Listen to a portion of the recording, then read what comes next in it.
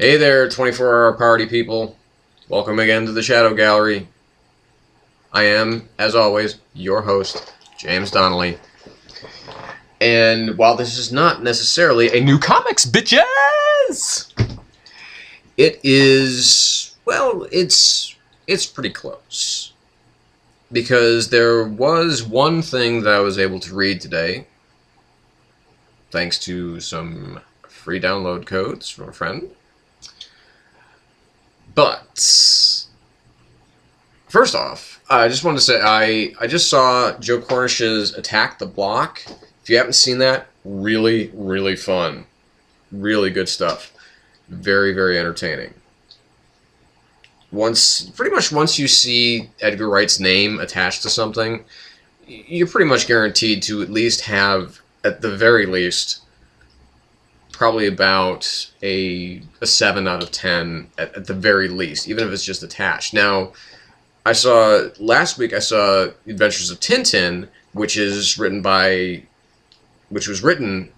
Edgar Wright, Joe Cornish, and Stephen Moffat. And of course, Stephen Moffat, at least for me, I know he's a Doctor Who guy, but for me, more importantly, he did the great series Jekyll, and he's also doing another great series, Sherlock. And I'm dying for that to get to the States for the next season, or the next 3 episodes, whatever. As you can see, yeah, my hand is out of the thing for right now, because it's been hurting really bad today until I actually took it out of the thing, and I actually have a little bit more feeling in it. Anyway, enough about me and what I've seen. And Tintin, by the way, is totally fucking awesome. If you haven't seen it, Spielberg, Mr. Spielberg, first of all, you are my god. You are my filmmaking god.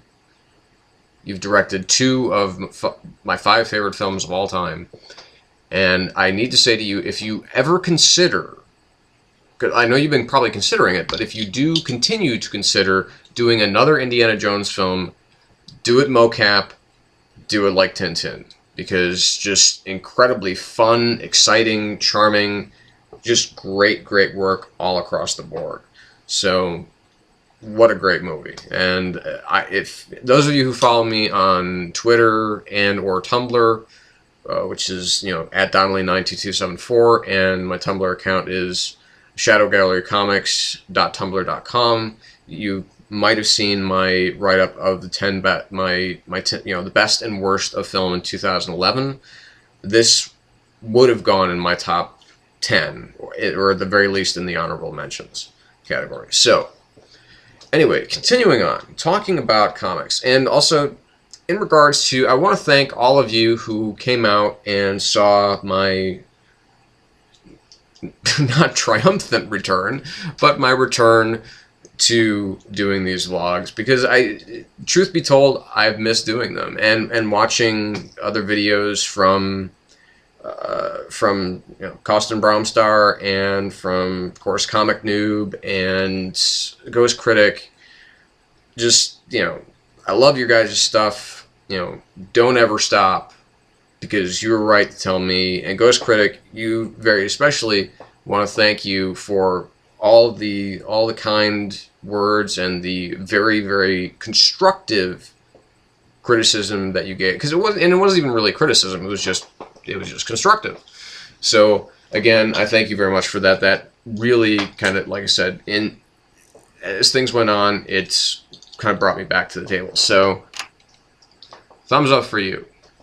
I guess I can do that again. Can I do that again? Anyway, thumbs up. But I'm just goofing around with this shit. There's I don't know, maybe did that happen? I don't know. Let's try that. Anyway, fuck it. I'm just goofing around. Oh, hey, there's something. Okay, here it is. The comic that I read today. First of all, I'm really, really pissed off that The Shadow didn't come out this week. I could have sworn it was coming out this week.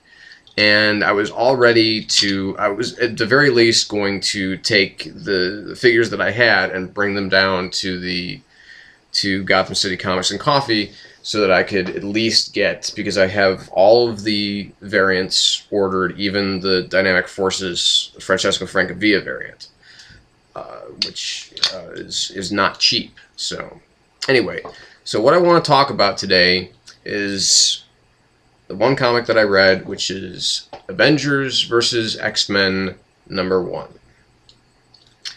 Now, okay, first of all, I don't know if you can see this, but all the comic shops around here, basically when they were soliciting Avengers versus X-Men, the comic shop itself had to pick a side. Were you with the X-Men or were you with the Avengers? Rightly so. My comic store picked the Avengers. And I'll tell you why. As I was reading this issue, this big mega event that's going to infect every title that's out there, well,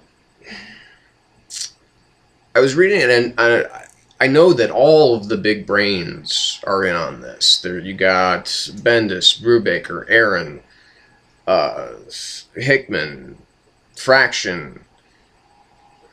I know that I'm missing at least one or two other names there, but you've got pretty much all of the Marvel architects in there. The one thing that I did find disturbing, though, is that there isn't actually a single writer of the X-Men that has anything to do with this comic. No Kieran Gillen. Well, okay, Jason Aaron writes Wolverine and the X-Men, but no Kieran Gillen, no Christos Gage. Anybody who's doing Gischler, who's doing X-Men, or just nothing. One guy, and he's doing admittedly the best work that's out there on the X-Men titles, but I would feel more comfortable if more X-Men writers were working on this. I know that Brubaker did a short run on that, but anyway. So, okay, if you haven't read it yet, you might want to stop watching right now, because I'm going to give away the whole thing. And also, if you haven't read it yet, then you just shouldn't be here in the first place, just watching a comic block. But anyway, this was, aside from the opening, which I thought was very interesting, is really good kind of action sequence. And although there was that one moment where Spidey does kind of catch everybody who's fallen out of the top of the Empire State Building after, I don't remember if it was the plane or if it was Nova that crashed into it and it sent it plummeting, one of them says, "That's it, I'm moving." And that would be kind of almost like the sane response to anybody who lives anywhere in New York. If I were J. Jonah James, I would actually actively campaign against the Avengers being there, because it's just trouble. They just bring trouble with them wherever they go. It's like, spread out a little. I know they, obviously after the Civil War and everything, they did the whole 50-state initiative, but that obviously never really came of anything. But, so, the opening's strong, and it just got progressively weaker and talkier. I think it was Bendis who actually wrote the script for this. If I'm mistaken, again, feel free to kick me. But the thing that really just fucked it up for me, for the whole thing, is the scene between, well, two scenes. The scene between Cyclops and Hope, I know that Cyclops is trying to do something there, but it just actually seems brutal. Like he's brutalizing Hope. And that actually, it made me feel kind of ill. I'm like, no, this is not Cyclops. That's not how Cyclops should be. This is, Cyclops is a great leader. and the moment it just seems very out of character. And I did actually latch on to the moment where Magneto kind of says, you know, you're kind of sounding like me right now, dude. And because he knows that's a bad place for Cyclops to go. You know, as far as Hope being, you know, that the Phoenix Force can maybe be contained and controlled and be taught. And he feels that Cyclops feels that the Phoenix Force is some kind of omen, that it keeps coming back to the X-Men. You know, why is that? But of course, then there's the scene with Cap and Cyclops, and that's where the whole thing just takes a big old shit. Is because, first of all, I can't believe for a second that Cyclops would be that fiercely irrational as to basically not say, you know what, this is definitely something that we should look into together. We are, you know, the X-Men, the Avengers, we're trying not to be, you know, we shouldn't be as separated as we are. And Cyclops, of course, is making the argument that, oh, well, you know, we're just, you know, we're convenient. You know, when you guys need help, you call on us, but for everything else, you know, fuck the mutants and everything like that. Basically all of that bullshit that, you know, I mean, it should be coming out of somebody else's mouth, not Cyclops. Because like I said, I just think that Cyclops is horribly characterized in this issue. I don't think that there's anything there that leads me to believe that this is Cyclops. Which is why I think they need an X-Men writer. I mean, one of the many reasons. But it just, you know, and then, you know, and then basically, you know, instead of coming to some kind of intelligent compromise, you know, Cyclops immediately goes from DEFCON 5 to DEFCON 1. It immediately puts Cap in a defensive posture. So, yeah, Cap's right. Avengers assemble, motherfucker, because, I mean, he just totally threw down the gauntlet. And that Scott Summers doesn't take that moment, instead of, okay, you know, get the hell away from me and fuck off, while this thing that we've seen destroy billions of lives across the universe, that we know that this shit can happen. And it's just, yeah, let it come. We can figure it out. We're mutants. You know, and I don't believe it. I don't buy it for a second. I don't buy it. And if there's somebody out there who looks at this differently, who sees this confrontation as something that is a natural progression, please feel free to sound off. That's what I'm here for. I'm here for you to either agree with or disagree with. That's what I like. I like dialogue.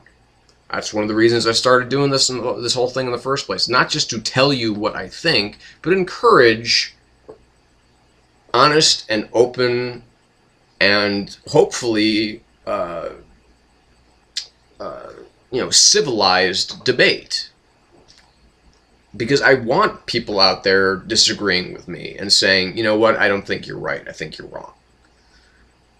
Or it'd be great if everybody just agreed with me.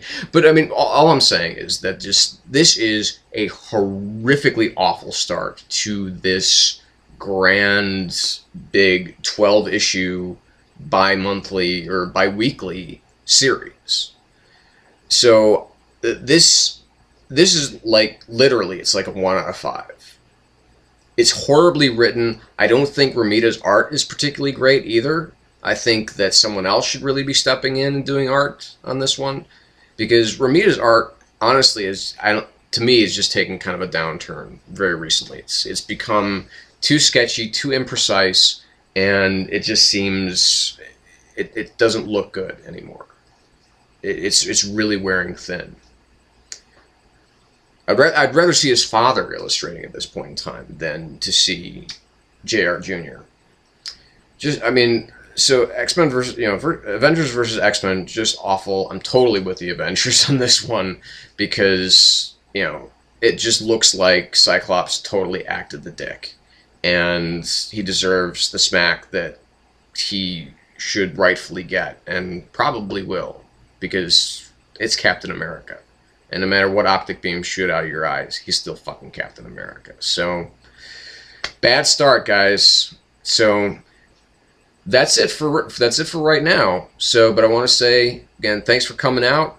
This is James Donnelly, Shadow Gallery, saying goodbye and Avengers Assemble.